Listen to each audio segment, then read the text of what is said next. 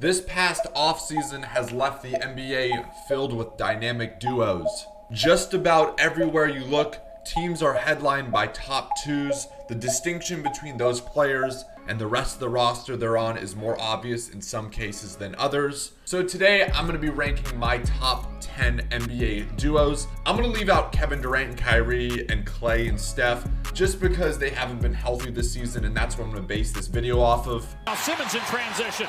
What a pass to Embiid, my goodness! At number 10, I have Ben Simmons and Joel Embiid out of Philadelphia.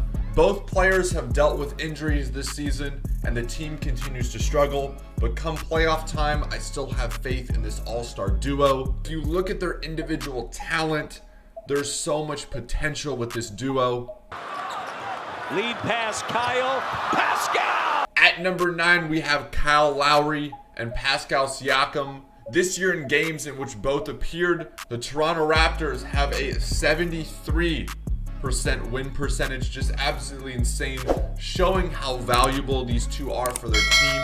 They've done a great job of filling the hole that Kwai Leonard left. Tatum in on Love. Number 0 with wine and gold. Turns back number 0. Green and white. Walker contested 3. Oh boy. Moving on to number 8, Jason Tatum and Kemba Walker. With Tatum taking the superstar leap this year, this duo has become lethal. When both were on the floor, Boston outscored its opponents by 12.6 points per 100 possessions, a net rating that ranked in the 98th percentile. We both know how talented these two are offensively, but Tatum's also improved immensely on defense, helping this duo become even more dominant. 8 to shoot. McCollum a drive, pushback jumper. It's good.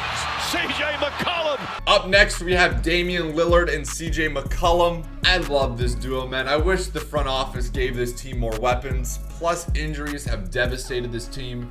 Even with a 29-37 record and a negative point differential overall, the Blazers still managed to beat teams pretty thoroughly when both of the star guards are healthy and playing. All you have to do is go back and look at the 2019 playoffs just to see how dominant this duo can be. One night, Damian's the one making all the plays. The next night, CJ is. They just need a little bit more help in Portland.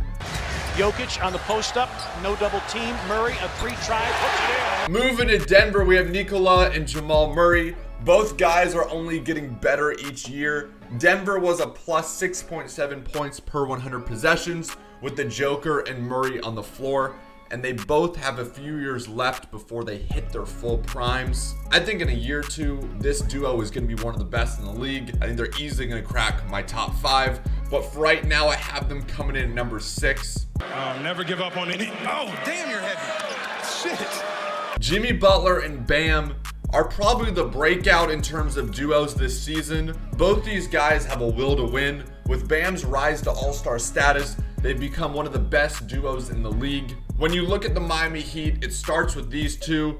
And honestly, I'd go as far as saying they're the second best duo in the Eastern Conference. With the small ball lineup, turnovers and the lob up for Westbrook, set up by the Beard. At number 4, I have James Harden and Russell Westbrook. Both these guys are obviously better with the ball in their hands, and Westbrook is obviously not a floor spacer like a typical Harden teammate, but I still believe they can play together. We still need to see this experiment in the postseason to see if it will last long term. No range, but offensive rebounder. Caruso yet to know. And Leonard, oh! At number 3, Kawhi Leonard and Paul George. Defensively, there likely isn't another team in the NBA that can deploy as devastating a duo at the wing positions. Their length, athleticism, and defensive IQ is off the charts. On the offensive side of the ball, they both have the ability to create their own shot when needed. Again, they've both not played together enough this year, but come playoff time, this could easily be the number 1 duo in the NBA. Here's Middleton. Yanis trailing the lob. Oh! Yanis Antetokounmpo from Chris Middleton. At number 2, Yanis and Chris Middleton. The breakout season of Chris Middleton was unexpected and has taken the Milwaukee Bucks to the next level.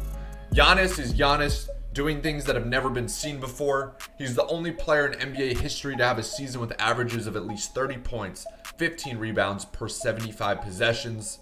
When Milwaukee gave Chris Middleton $178 million over 5 years, I will be the first to admit I was a bit skeptical. But all of that has gone away after watching how well Chris Middleton's performed this year. That's what the Lakers got to do a better job of, putting teams away.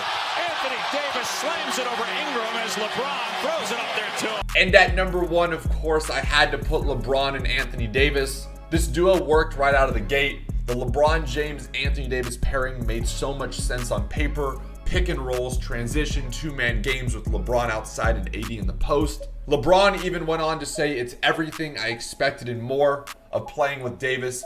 Obviously, that's why I wanted him here. There's a reason why last year there was all the trade rumors of Anthony Davis coming to LA. And then, of course, it happened this offseason. And the reason I put this at number 1 is because I don't think the talent in LA for the Lakers outside of LeBron and Anthony Davis is anywhere near the levels that, you know, the Clippers have or the Bucks do. So that's why LeBron and Anthony Davis come at number 1 for me.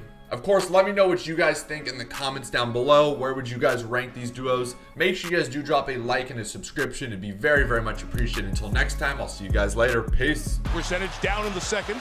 Wade looking for the return to LeBron off the window.